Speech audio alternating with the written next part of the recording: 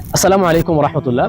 ওয়া আম্মা সাইলা ফালা তানহার, এই আয়াতের আমরা স্বাভাবিকভাবে যে অর্থটা জানি সেটা হচ্ছে যে যদি কোনো ভিক্ষুক কারো কাছে যদি কোনো কিছু চায়, সে যেন তাকে তাড়িয়ে না দেয়, তাকে ধমক না দেয়, আর তাকে সুন্দরভাবে যে কোনো জিনিস দিয়ে দেয়। কিন্তু মুফাসসিরিনে কেরাম এখান থেকে আরেকটা বিষয় বলে থাকেন। তারা বলেন যে এই যে সাইল শব্দটা, শব্দের শাব্দিক অর্থ তো হচ্ছে যে কোনো কিছু প্রার্থনাকারী। এখানে সাইল শব্দের মধ্যে একজন ভিক্ষুক যেরকম হতে পারে, ঠিক তদ্রূপ এই সাইল শব্দের মধ্যে একজন তালিবুল ইলমও অন্তর্ভুক্ত হতে পারে। অর্থাৎ কোনো তালিবুল ইলম যদি কোনো একজন শিক্ষকের কাছে ইলম অর্জন করার আবেদন নিয়ে যদি যায়, সে যদি ইলমকে প্রার্থনা করে, তাহলে সেই শিক্ষকের জন্য উচিত না যে তাকে তাড়িয়ে দেওয়া, বরং শিক্ষকের উচিত হচ্ছে একজন ভিক্ষুককে যেরকম সে সাদরে বরণ করে নেবে এবং যথাসাধ্য তার যতটুকু সামর্থ্যের মধ্যে আছে ততটুকু ভালো মন্দ তাকে দান করে বিদায় করবে। ঠিক ততটুকু একজন কেউ ইলম অর্জন করতে আসলে তাকেও হচ্ছে সমাদর করা, তার সঙ্গে সুন্দর ব্যবহার করে একজন শিক্ষক তার সামর্থ্য অনুসারে যা যা তাকে শেখানো দরকার বা ওই তালিবুল ইলম যা যা শিখতে চায়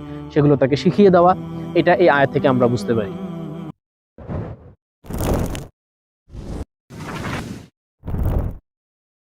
আসসালামু আলাইকুম রহমতুল্লাহ।